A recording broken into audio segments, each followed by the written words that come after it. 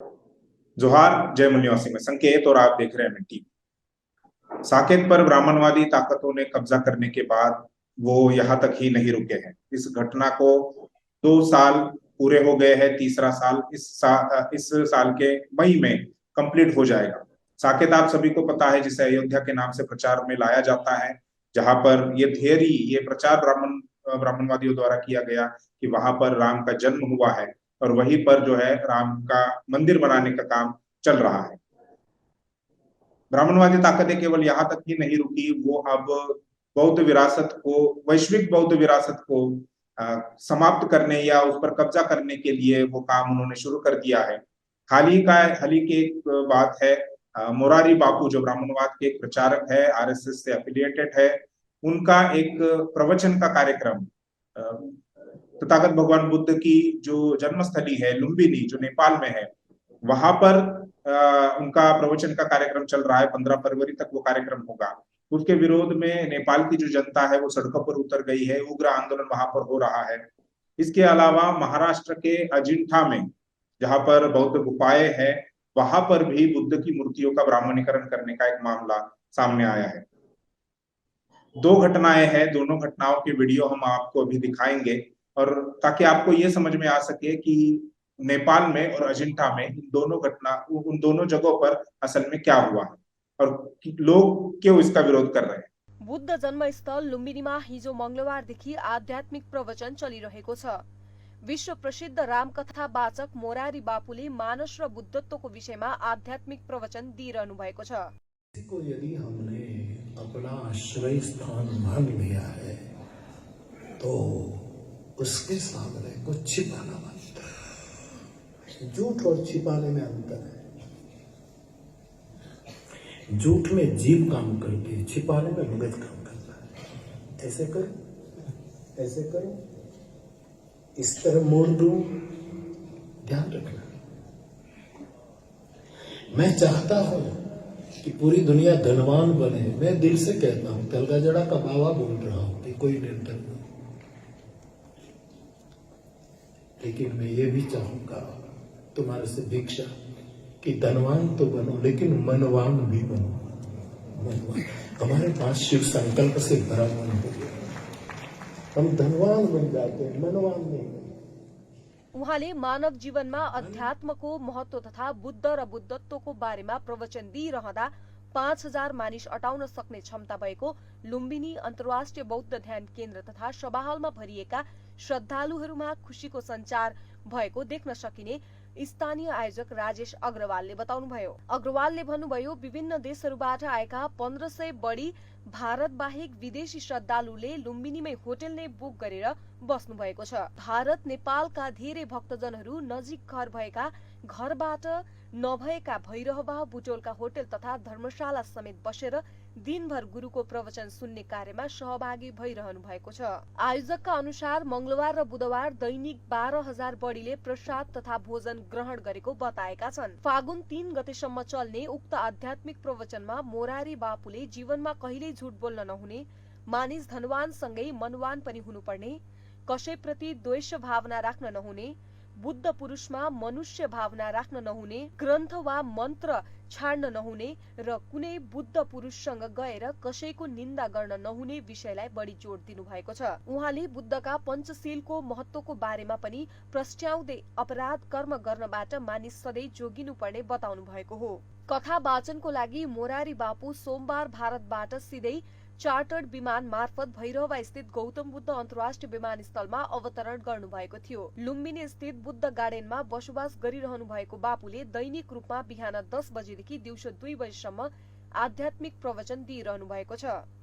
गत वर्ष भारतीय प्रधानमन्त्री नरेन्द्र मोदी, त्यसभन्दा अगाडि जगन्नाथपुरीका शंकराचार्यले समेत लुम्बिनी अवलोकन तथा भ्रमण गरे यता विश्व प्रसिद्ध आध्यात्मिक रामकथा वाचक मोरारी बापुले लुम्बिनीमा नै मानस र बुद्धत्वको विषयमा प्रवचन कार्यक्रम राखेपछि यहाँको पर्यटन प्रवर्धनमा थप टेवा पुग्ने पर्यटन व्यवसायी चन्द्रप्रकाश श्रेष्ठले बताउनुभयो। उहाँले भन्नुभयो, भारतीय प्रधानमन्त्री मोदीको भ्रमणपछि भारतीय पर्यटकको संख्यात्मक वृद्धि भइरहेको थियो। यति बेला मोरारी बापुको रामकथा वाचनले आध्यात्मिक पर्यटनमा झनै टेवा दिने हामीले विश्वास लिएका छौं। लुम्बिनीमा यति बेला बापुको कथा सुन्न भारत लगायत अफ्रिका, तान्जानिया, दुबई, अस्ट्रेलिया, बेलायत लगायतका देशबाट समेत श्रद्धालुहरू आएको आयोजकले बताएका छन्। समाचार टेलिभिजनको लागि लुम्बिनीबाट नरेश केसीको रिपोर्ट। अगरबत्त्या सुद्धा आणलेल्या आहेत पूजा करण्यासाठी। म्हणजे बघा, आपण गेल्या आठवड्यामध्ये हा जो निंदनीय प्रकार चालू होता याची बातमी सुद्धा प्रकाशन केली होती। बौद्ध धर्मामध्ये असं कुठली परंपरा आहे की अशी पूजा केली जाते? सर नुसतं आणलेलं आहे सर, बरोबर सगळे घेतलेले मी मागच्या त्यामध्ये सफाईला आलं सर, तेच लोक आहे, बाकी दुसरं कोणी नाही। तुमच्या याच्याबद्दल आमच्या जे धम्मगुरू आहे भंतेजी त्यांना ऑलरेडी तुमचे फोटो मिळालेले होते, त्याच्यामुळेच हे प्रकरण उघडकीस आलं। नाही नाही म्हणजे इथं तुम्हाला कोणाचा काही धाक नाहीये, तुम्ही कोणत्या अधिकाराचं नाव सांगा? हाँ बोला सर। हाँ मैं वही पहुंचा गार्डन में भी कोई नहीं आया सर, अभी आए हो जस्ट ऊपर से उतरे बोले ऊपर। मैं इधर आ गया डायरेक्ट सिक्योरिटी। हाँ निकाला सर, निकाला। बरं, बौद्ध धर्माचं काय ज्ञान सांगा मला तुम्ही? निकाला सर बाहर। त्याला बौद्ध म्हणतात, बौद्ध धर्म। वो जो पहले गार्डन की सफाई करने के लिए आए थे ना सर, ऍक्च्युली मी यांच्या फाउंडेशन मध्ये पहले जो आए थे 5-6 महीने पहले, पिछले साल में गार्डन सफाई कर दी उन्होंने। सांगते, मी सरांच्या फाउंडेशन मध्ये 3 महिन्यापासून काम करते। ते मला बोलले की अजेंडा पहिल्यांदा मला बोलले की मॅडम मला इथे अशी एक मूर्ती भेटलेली आहे, त्याची आपल्याला बुद्ध पूजा बुद्ध पूजा करायची। तर मी आता 2 दिवस झाले इथे आली। मला सरांचा म्हणजे काय हेतू आहे, ये तीन ही लोग खाली महाराज आमच्या सोबत आलेत, ते त्यांच्या पद्धतीने काय करतात ते मला ऐकू। हा सर, नाही सर, ते इकडे माहिती घेत लोक इकडे जाऊ देत नाही मंदिरामध्ये, याच्यामध्ये करू देत नाही। म्हणजे बुद्ध गाला का नाही जाऊ देत, म्हणजे त्यांचं असून त्याला जाऊ देत नाही। कुठे बुद्ध गाला मग चालला, मग ते होईना। आपण सगळे मिळून तेच करतोय ना, त्याच्यासाठी गोष्टीचा विरोध करतोय ना आपण सगळे, म्हणून याला सगळं stop करायचं ना। स्टॉप करायचंय ना तुम्ही? यायचं होतं ना, परमिशन घेतलं का तुम्ही? परमिशन घेतलं? वाटलं घेतली आम्हाला माहिती आहे, आम्ही बस काय परमिशन घेतलं तुम्ही? मागले त्याला विचारायचं ना, त्यांना नव्हतं आम्ही। कोण घेतले हे याचं फॉरेस्ट डिपार्टमेंट घेतले? दाखवा परमिशन, दाखवा तुमचं परमिशन, दाखवा तुमचं। कुठे परमिशन दाखवा? सूचनाचं नाही केली की पाहिजे ना, लेखी पाहिजे, लेखी। तुम्ही ये दर शांती ऐकाल का जरा? एक मिनिट। मेरा नाम शरद नावकर है। मैं अजंता कियोस्क में 10 साल से सिक्योरिटी गार्ड में जॉब कर रहा था। मगर यहाँ पे कुछ लोग आते थे जो कि गौतम बुद्ध की जो यहाँ पे बुद्धिज्म पूरा जो मूर्ति है, तो वहाँ पे वो लोग आते थे। 26 नंबर के नीचे एक अजंता कियोस्क का पहाड़ पड़ा है, यानी मूर्ति पड़ी हुई है, वहाँ पे वो सिंदूर गिंदूर लगाते थे। तो मैं अजंता कियोस्क में ड्यूटी रहने के कारण मैं वो सबूत जमा करता था, यानी मैं एक काम करता था। तो मैं ये काम करते समय ये सब मैं रिकॉर्ड रखता था मेरे पास। कुछ ऐसा हुआ कि मैंने अधिकारी को बताया, सबको बताया, मगर उन्होंने मेरा ही ट्रांसफर एलोरा किया। और एलोरा करने के बाद यानी किसी को ये खबर नहीं, ये लिखित नहीं होना चाहिए कि यहाँ पे ऐसा प्रकार चल रहा है। तो उन्होंने मेरा ही कुछ दिनों के लिए ट्रांसफर किया और मुझे ड्यूटी से निकाल दिया। मगर अभी मैं समाज को, लोगों को बताना चाहता हूँ कि यहाँ पे इस प्रकार से ये घटना चल रही थी। यहाँ पे बौद्ध मूर्ति की देवीकरण मंदिर बनाने का प्रयास ये लोग कर रहे थे। इसका मैंने खुलासा समाज को बताया। तो तुम कृपया करके मेरा साथ दीजिए। जो फील्ड ऑफिसर है अंकित जोशी, विशाल आनंद, इन्होंने मेरा ये ऐसा सिक्योरिटी है, 20 साल से सिक्योरिटी अजंता में है। तो ये जो लोग हैं इन्होंने एक्शन लेना चाहिए था, तो उल्टा मेरा ही ड्यूटी बंद किया, क्योंकि लोगों को पता नहीं चलना चाहिए कि ये अजंता में ऐसा हुआ है। तो जो भी वीडियो रिकॉर्डिंग वगैरह मैंने की है तो मेरे पास सब सबूत है।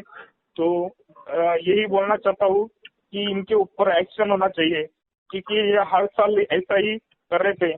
तो मैंने तो मेरे ईमानदारी से मेरा ड्यूटी किया, मगर इन्होंने मुझे सजा के दी।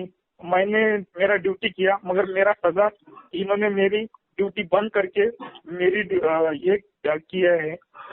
तो कृपया मुझे सहकार्य करें, मदद कीजिए, बस यही बोलना चाहता हूँ। जब भी मैं एसआई सिक्योरिटी जो है RK सिन्हा बोल के जो है बीजेपी का खासदार, ये सिक्योरिटी एजेंसी उनकी है।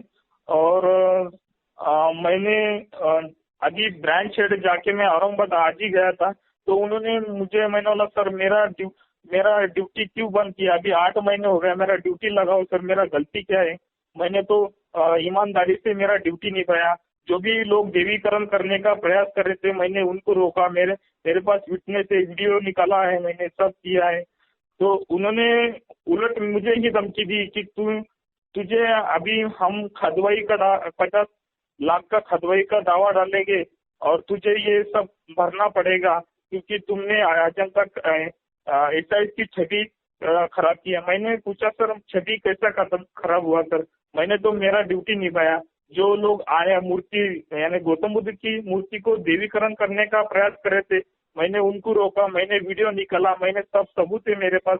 मैंने आपको बताया जब भी तुमने मेरा ड्यूटी बंद किया सर, तो ये जवाब मैंने उनसे पूछा तो उल्टा मुझे ही मानहानि का दावा ठोकने का धमकी दे रहे थे। बस यही मुझे सहकार्य कीजिए, यही बोलना चाहता हूँ। जय भीम, नमो बुद्धाय।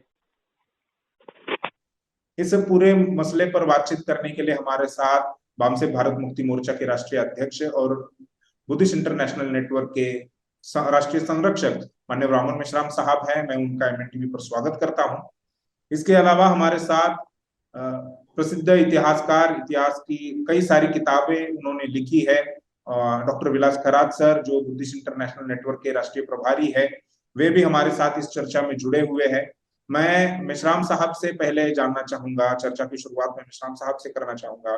मेश्राम साहब हमें ये बताइए कि जो तथागत बुद्ध की जन्मस्थली है लुम्बिनी, वहां पर मोरारी बापू का एक 9 दिनों का कार्यक्रम वहां पर चल रहा है, जिसके विरोध में लोग, वहां के जो लोग हैं वो सड़कों पर उतर आए हैं। इसके बारे में क्या कहेंगे, क्या वजह लगती है आपको? मोरारी बापू गुजरात के OBC समुदाय से संबंधित व्यक्ति है जी। जब वो अपने जीवन में पहली बार भावनगर में राम और रामायण पर प्रवचन देने के लिए गए थे, तो भावनगर के ब्राह्मणों ने या गुजरात के ब्राह्मणों ने ये कहकर विरोध किया था कि मोरारी बापू OBC है और वर्ण व्यवस्था में शूद्र है, तो शूद्रों को प्रवचन करने का अधिकार नहीं है। ऐसा करके वहां विरोध किया गया था। इसी बात मुझे भावनगर के कोली जाति के लोगों ने बताया था बहुत साल पहले जी। और उन्होंने ये भी बताया कि हमने मोरारी बापू का समर्थन किया था। तो ये मोरारी बापू वही है जिसको ब्राह्मणों ने प्रवचन करने के लिए रोका था। अभी RSS के ब्राह्मण लुम्बिनी पर ब्राह्मणों का कब्जा करने के लिए मोरारी बापू का इस्तेमाल करना चाह रहे हैं। इसी के तहत ये कार्यक्रम हो रहा है जी।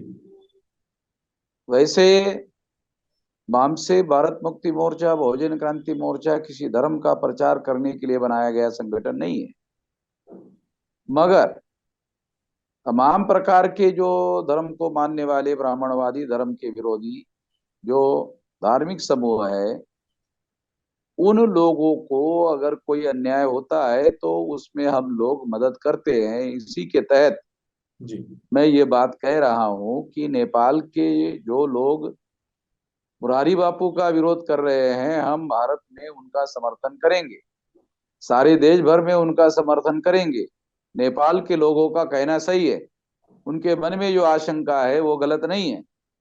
हम उनका समर्थन करेंगे सारे देश भर में। जी, डॉक्टर विलास करात सर भी हमारे साथ में है। करात सर, अनम्यूट कीजिए। जी, हमें बताइए कि इसके पीछे एक तो विरोध हो रहा है और दूसरी बात, वहां पर मुरारी बापू के प्रवचन हो रहे हैं। क्या कारण है, क्या वजह है? तथागत भगवान गौतम बुद्ध के 4 स्थल है, प्रमुख स्थान है। जी, उसमें से एक स्थान विद्यमान लुम्बिनी नेपाल में है और 3 स्थान जो है वो भारत में है। खासकर कि उत्तर प्रदेश में 2 स्थान है और एक स्थान बिहार में बुद्ध गया है। ये चारों स्थान केवल भारत या नेपाल से संबंधित नहीं है, बल्कि ये बुद्धिज्म का मदरलैंड है, इंक्लूडिंग नेपाल। नेपाल अभी विभाजित हिस्सा होकर एक अलग देश भले ही है, मगर एंशियंट इंडिया में मौर्य काल के पूर्व में और मौर्य काल में वो जम्बू द्वीप यानी प्राचीन भारत का ही हिस्सा था। इसका आर्कोलॉजिकल एविडेंस ये है कि सम्राट अशोक स्वयं लुम्बिनी गए थे उनके राज्याभिषेक के 20 वर्ष बाद जी, और उन्होंने वहां जाकर लिखा, हिद बुधे जाते शाक्य मुनि थी। यानी सम्राट अशोक ने यह लिखा कि यहाँ पर शाक्य मुनि बुद्ध का जन्म हुआ है, इसलिए लुम्बिनी गांव जो है, लुम्बिनी ग्राम जो है, इसको कर मुक्त कर दिया जाता है और राजा का हिस्सा जो मिलता है राजा को टैक्स, उससे भी मुक्त कर दिया जाता है। यानी ये आर्कोलॉजिकल एविडेंस है कि ये भारत का हिस्सा है। तो ब्राह्मणों को प्राचीन भारत का इतिहास और बुद्ध का इतिहास इसका विलास, आर्कियोलॉजिकल सर्वे ऑफ इंडिया के अनुसार वो भारत का हिस्सा था, है नहीं। अभी नेपाल अलग देश है। हाँ, हिस्टोरिकल आधार पर बुद्ध का वह जन्म होना बहुत महत्वपूर्ण घटना है और भारत में अयोध्या के नाम पर ब्राह्मणवादियों ने साकेत पर कब्जा कर लिया है। तो ब्राह्मणों को लग रहा है कि काल्पनिक पात्रों को हिस्टोरिकल बनाया जा रहा है और हिस्टोरिकल बुद्ध का इतिहास मिटाने की इसके पीछे साजिश है। मेश्राम साहब, बताइए कि आपको ऐसा क्यों लग रहा है कि मुरारी बापू के केवल प्रवचन होने से, लुम्बिनी में जो प्रवचन हो रहे, केवल प्रवचन होने मात्र से वो जो धरोहर है या वो जो जगह है, जैसे खरात सर ने बताया कि बहुत महत्वपूर्ण है बुद्ध और बुद्ध को मानने वाले लोगों के लिए, तो वो धोखे में है या उसको खतरा है, ऐसा आपको क्यों लगता है? जो आरएसएस की काम करने की और ब्राह्मणों के काम करने की जो शैली है, वो धीरे धीरे काम करते हैं और पहले माहौल बनाते हैं। तो ये माहौल बनाने के लिए प्रयास है और शुरुआती प्रयास है, इसलिए लोगों के मन में, नेपाल के लोगों के मन में आशंका है जी, और वो आशंका निर्मूल आशंका नहीं है। उनके मन में जो आशंका है वो सही है। लेकिन आपको क्यों ऐसा लग रहा है? अभी शुरू आपको क्यों ऐसा लग रहा है? हाँ, तो आरएसएस की कार्यप्रणाली जानता हूं ना मैं। वो धीरे धीरे माहौल बनाते हैं ना अपने लिए अनुकूल। जी, बराबर है, एकदम से तो उस पर कब्जा नहीं कर सकते ना। माहौल बनाने पड़ेगा और माहौल बनाने के लिए वहां प्रवचन किया जा रहा है। दूसरी एक महत्वपूर्ण बात है, जी, बुद्ध के काल में, बुद्ध के प्रवचन में दशरथ जातक का उदाहरण आता है और दशरथ जातक में राम, बोधिसत्व राम बताए गए हैं। वहां से इसका इतिहास शुरू होता है। ईसा पूर्व 185 को सम्राट बृहदत्त मौर्य की हत्या पुष्यमित्र शुंग नाम के ब्राह्मण के द्वारा की जाती है जी, और उसके बाद रामायण लिखा जाता है। और रामायण लिखने के लिए जो दशरथ जातक का राम पात्र है, उसकी चोरी करके रामायण लिखा जाता है। ये डॉक्यूमेंट्री एविडेंस है। जी, बुद्ध के 500 या 800 साल बाद ये रामायण लिखी गई है। जी और वो पुष्यमित्र शुंग के द्वारा सम्राट बृहद्रथ मौर्य, जो मौर्य साम्राज्य था, उसका आखिरी सम्राट की हत्या करने के बाद ये हो रहा है। ये बात समझना बहुत ज्यादा जरूरी है। दूसरी बात, नरेंद्र मोदी विरासत, वारसा और विकास की बात करते हैं। बिल्कुल। कौन सी विरासत? वर्ण व्यवस्था की, जाति व्यवस्था की, अस्पृश्यता की, आदिवासियों के सेग्रीगेशन की, शूद्रत्व पिछड़े वर्ग के ऊपर थोपने की, महिलाओं को दास बनाने की। किससे वारसा की बात कर रहे हैं नरेंद्र मोदी? जी किस विरासत की बात कर रहे हैं? वारसा जो शब्द है वो ढोबड़ है। किसकी? ये भारत का मूल इतिहास नहीं है। वर्ण व्यवस्था, जाति व्यवस्था, ये तो यहाँ के मूल निवासियों को गुलाम बनाने का षड्यंत्र है। तो ये बात नहीं मानी जा सकती नरेंद्र मोदी की। जी। डॉक्टर विलास खरात सर से भी मेरा यही सवाल है कि आपको क्यों ऐसा लगता है कि केवल मात्र प्रवचन होने से वो विरासत खतरे में है, उसको धोखा है? मेश्राम साहब ने एक मुद्दा उठाया है कि बुद्धिस्ट लोगों की जो जातक कथाएं है उसमें दशरथ जातक कथा बहुत महत्वपूर्ण है, और उसका जो मकसद है अनित्यता का सिद्धांत बताना। जी उस बीज कथा को चोरी करके वाल्मीकि रामायण लिखा गया। जी और उस जातक कथा में बोधिसत्व राम अनित्यता के 10 नियम बताते हैं, 10 उदाहरण बताते हैं, 10 धम्म उपदेश जो पाली में है बिल्कुल एज इट इज उसको संस्कृत में अनुवादित वाल्मीकि रामायण में किया गया है। तो भारतीय लोगों को ब्राह्मणवादी लोग गुलाम बनाने के लिए रामायण महाभारत का सहारा ले रहे हैं, और यहाँ उनको ऐसा लग रहा है कि न्यायपालिका का दबाव बनाकर ब्लैकमेल करके जजेस को उन्होंने अपने फेवर में फैसला लिया है। तो उनको लग रहा है कि नेपाल में भी ऐसा करना संभव है, या बौद्ध राष्ट्रों के आंख में धूल फेंका जाएगा राम के नाम पर, ऐसा उनके मन में होगा। रामायण में 16 बार बुद्ध का जिक्र आया है, तो ये बात अपने आप प्रमाणित होती है कि रामायण मौर्योत्तर और बुद्धोत्तर कालीन है। महाभारत में 137 बार बुद्ध का जिक्र आया है। ये बात भी, ये एविडेंस है कि ये बहुत बाद की रचना है, मगर ब्राह्मणवादी लोग रामायण और महाभारत की बातें लोगों को बताकर गुमराह करना चाहते हैं, और भारत में आरएसएस के लोग झूठा प्रोपोगंडा करने में तो माहिर है। जी बिल्कुल। लेकिन क्या आपको ऐसा लगता है कि साकेत पर कब्जा करने के बाद जो उनकी सत्ता केंद्र में सरकार है, सभी प्रकार की मशीनरी है, मीडिया उनके पक्ष में उन्होंने कर लिया है या है पहले से ही, क्या आपको ऐसा लगता है कि साकेत पर कब्जा करने के बाद अब वे बुद्ध से जुड़ी हुई जो वैश्विक ग्लोबल हेरिटेज जो है, जैसे लुम्बिनी है, तो उस पर भी वो कब्जा करने जा रहे हैं? मेश्राम साहब। हाँ, ये जो साकेत है जी, ब्राह्मणवादी लोगों ने साकेत का प्रचार अयोध्या के नाम पर किया, बिल्कुल। जबकि हिस्टोरिकल डॉक्यूमेंट है कि वो साकेत है। जी अयोध्या तो रामायण में है, अयोध्या शब्द जो है रामायण में है,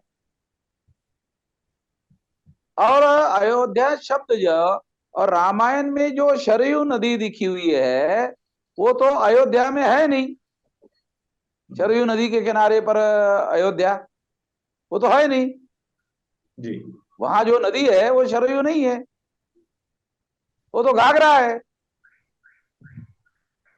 अयोध्या में ये जो लोग बोल रहे हैं अयोध्या वो साकेत है, और वहां घाघरा नदी है, सरयू नहीं है जो रामायण में।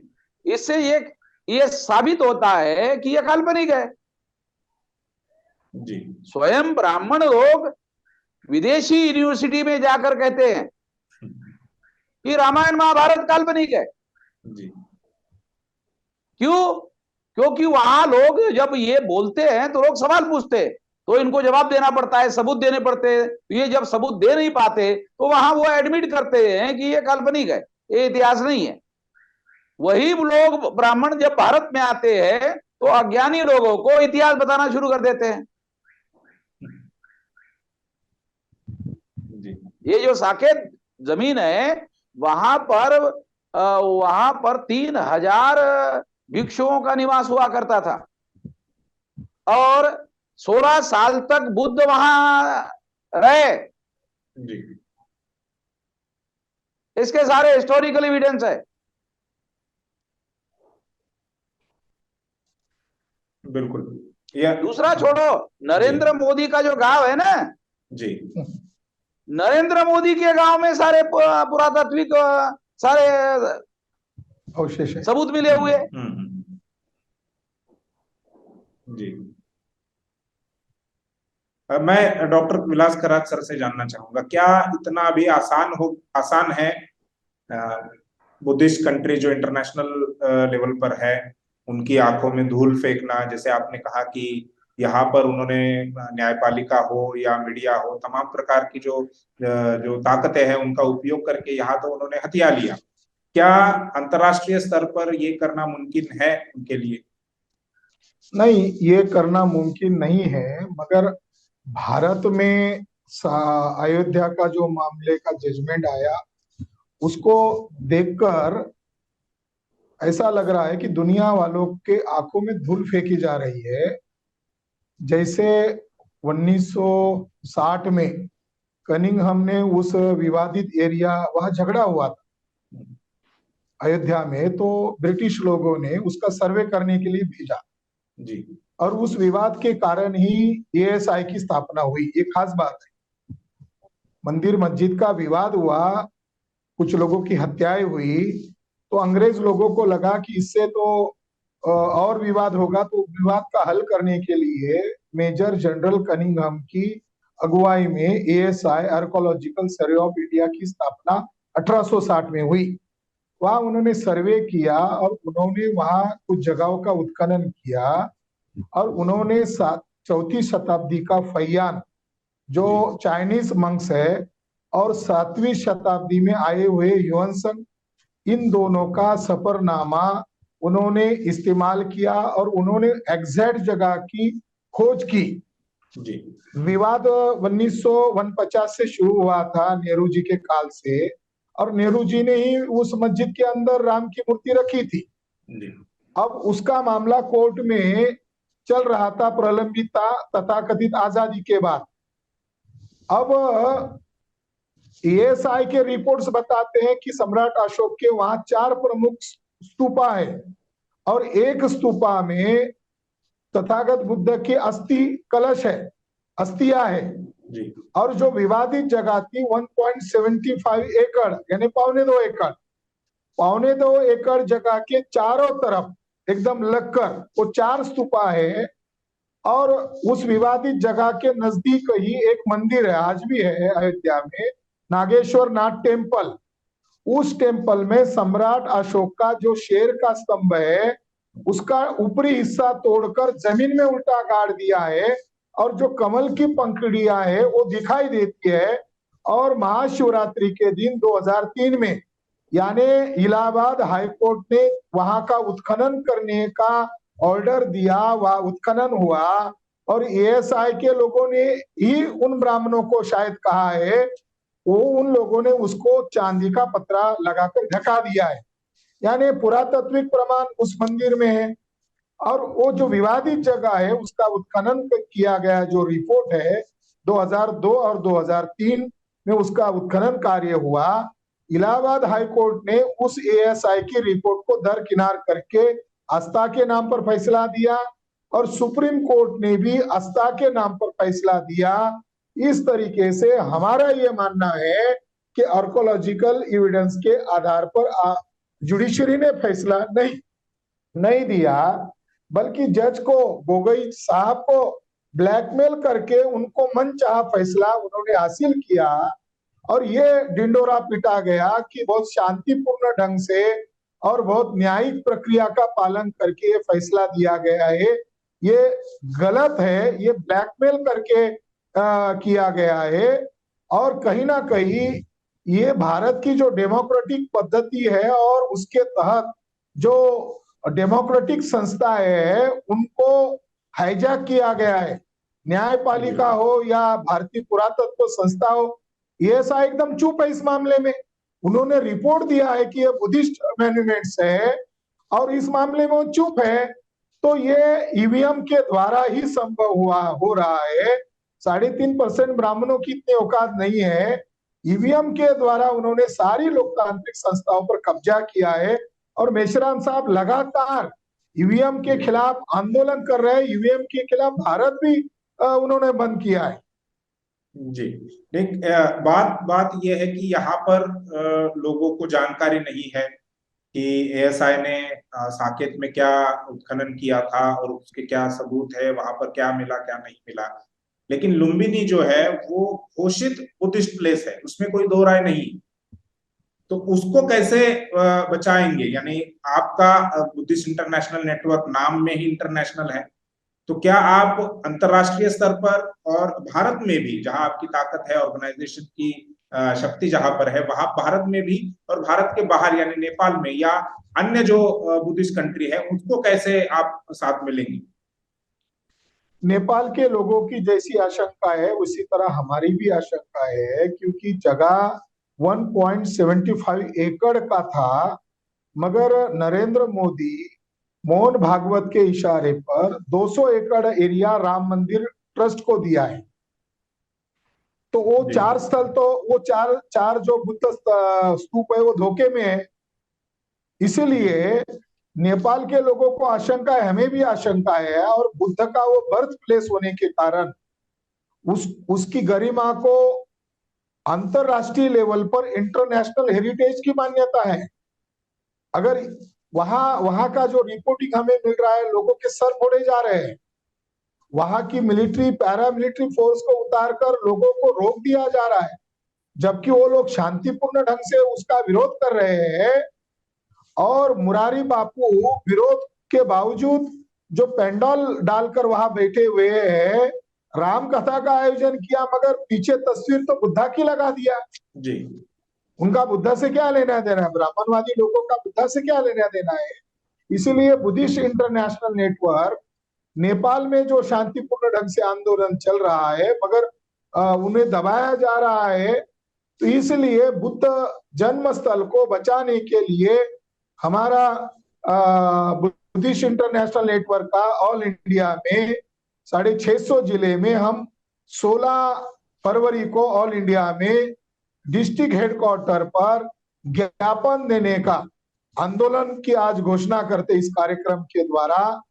एक बात ये है, दूसरी बात है जो एम्बेसिडर है, जो अंतरराष्ट्रीय प्रतिनिधि दिल्ली या अलग अलग राजधानी में है, उन्हें भी मेमोरेंडम दिया जाएगा और बुद्धिस्ट कंट्रीज के लोगों को भी अपील किया जाएगा कि आप भी इस आंदोलन को विश्व स्तर का समर्थन दीजिए।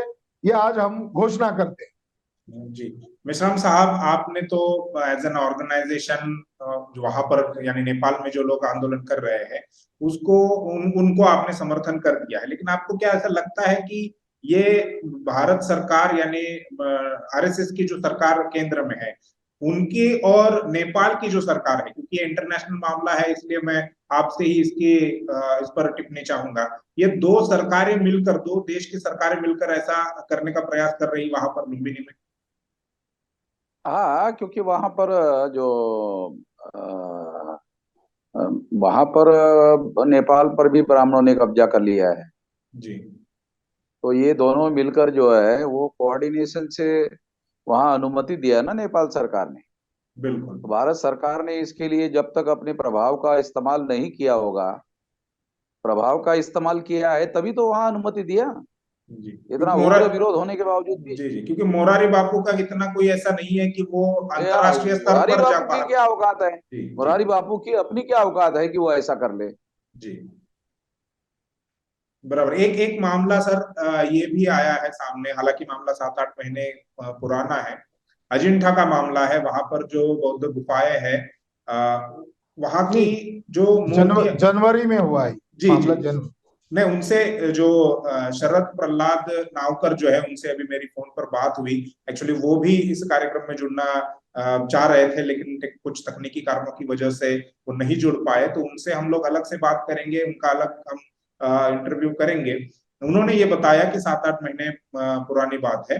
तो ये मामला यहाँ महाराष्ट्र का है, अजिंठा का है, कि वहां पर जो बुद्ध की मूर्तियां हैं उनका भी ब्राह्मणीकरण करने का प्रयास किया गया। और जब जो शरद नावकर जो है वहां पर एज ए सिक्योरिटी गार्ड करके नौकरी कर रहे थे, उन्होंने उन लोगों को जो ब्राह्मणीकरण करना चाह रहे थे, बुद्ध की मूर्तियों को कुछ रंग लगाना चाह रहे थे, उनको जब रोका तब कार्रवाई इन्हीं पर हुई।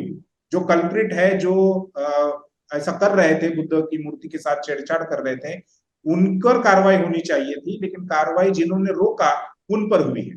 मिश्राम साहब, हम उनका समर्थन करेंगे, उनको हर प्रकार की मदद करेंगे, और मामले को हाई कोर्ट में ले जाने के लिए अगर बुद्धिस्ट इंटरनेशनल नेटवर्क प्रयास करता है तो हम लोग भी उनकी मदद करेंगे जी। और हर नेपाल, प्रकार के अन्याय के विरोध में। जी, नेपाल इसके लिए जी, आंदोलन, जैसे नेपाल के लिए भी आंदोलन का ऐलान जो विलास करात ने किया, उसका हम समर्थन करेंगे देश भर में। जी जी, करात सर, और अगर ये हाईकोर्ट में लेकर जाते हैं जी अजेंडा वाला मामला, तो इस जी, पे भी हम लोग समर्थन करेंगे। बिल्कुल, यानी कानूनी लड़ाई भी होगी और रास्ते की लड़ाई भी होगी। हाँ हाँ जी। डॉक्टर विलास करात सर, अजिंठा का जो मामला है उसके बारे में। अजंता का मामला अभी वर्ल्ड हेरिटेज का मामला है। ये ईसा पूर्व में इस केव्स का निर्माण हुआ, और वाकाटक और सातवाहन राजाओं ने इसका बहुत ही महत्वपूर्ण उनका योगदान है। ये बुद्धिस्ट किंग्स है, बुद्धिस्ट एम्पायर है। ब्राह्मण इतिहासकारों ने एक को गो वैश्य बताया वाकाटक को, और सातवाहन को ब्राह्मण बताया। ये बिल्कुल गलत है। हिस्टोरिकल आधार पर ये नागवंशीय बुद्धिस्ट किंग है, एम्पायर है। जानकारी ये मिली है कि अजंता में जो सिक्योरिटी गार्ड है वो एक प्राइवेट एजेंसी को दी है, और उस सिक्योरिटी सुरक्षा गार्ड ऑफिसर जो है उसका नाम अंकित जोशी है। अंकित जोशी ये एक सिक्योरिटी गार्ड का प्रमुख है, और वहां जो रीजनल कार्यालय है भारतीय पुरातत्व संरक्षण विभाग, उसका जो अधिकारी है वो भी ब्राह्मण है, विशाल आनंद। तो ये दोनों ने मिलकर केव्स नंबर 26 पर वहां जो बोधिसत्व और बुद्ध की जो मूर्तियां है उसको ब्राह्मणीकरण करने का, विकृत करने का, यहाँ तक कि ब्राह्मणों को साथ में लेके आए। उसके वीडियोस हमारे पास अभी उपलब्ध हुए। वहां उन्होंने यज्ञ और पूजा विधि करने का आरंभ कर दिया। तो ये जो वहां का जो ईमानदार सुरक्षा गार्ड है उसने अपनी ड्यूटी निभाई और उन लोगों को विरोध किया, और तुरंत टेलीफोन करके एएसआई के अधिकारियों को बताया, वहां के कर्मचारी जो सरकारी पेमेंट लेते हैं उन लोगों को बताया। तो इसके बदले में उसको अवार्ड देना चाहिए था कि उसने उसकी सुरक्षा की जी, और उन लोगों को पुलिस हवालत में डालना चाहिए था, क्योंकि अजंता इंटरनेशनल हेरिटेज है और वहां किसी भी प्राइवेट वाहन को जाने की इजाजत नहीं है। 3-4 किलोमीटर पहले ही गाड़ियां रोक दी जाती है, और वहां पोल्यूशन विरहित गाड़ियों में, बसेस में सरकार के द्वारा उसकी व्यवस्था की है, वहां लेके जाते हैं, क्योंकि उसकी पोल्यूशन से वहां की पेंटिंग खराब ना हो। तो इतनी वहां सिक्योरिटी होने के बावजूद वहां ब्राह्मण लोग कैसे गए? तो ये जो एएसआई का अधिकारी है विशाल आनंद, और ये सुरक्षा गार्ड ऑफिसर है जिसने उसका ठेका लिया है अंकित जोशी, इनके द्वारा ही ये हुआ। क्योंकि इन्होंने उस गार्ड को पुरस्कार देना चाहिए था, प्रमोशन देना चाहिए था, अवार्ड रिवार्ड देना चाहिए था, बल्कि उसको निकाल दिया। और एएसआई को अभी उन्होंने हमें ये जानकारी बताई, जब वो एएसआई को अपना एप्लीकेशन देने गए कि उनके ऊपर अन्याय हुआ, उनको निकाल दिया गया। तो ये जो एएसआई का अधिकारी ने उन्हें धमकी दिया विशाल आनंद ने, और कि तुम्हारे ऊपर 20 लाख रुपए का मानहानि का दावा ठोकूंगा, तो एएसआई और ये अंकित जोशी को अधिकार नहीं है। ये विश्व धरोहर है। हम नेपाल का मुद्दा और अजंता का मुद्दा क्लब करके 16 फरवरी को ऑल इंडिया में आंदोलन करने वाले हैं, और जो कानूनी प्रक्रिया भी करनी है हम फौरी तौर पर हाईकोर्ट में उसका मुकदमा दर्ज करने वाले हैं। जी, आंदोलन की घोषणा आपने की है। मेश्राम साहब ने कहा है कि बुद्धिस्ट इंटरनेशनल नेटवर्क के आंदोलन को और साथ जो में ही अनंत है और दोषी है जी उनके ऊपर कार्रवाई की भी हम लोग मांग करते हैं।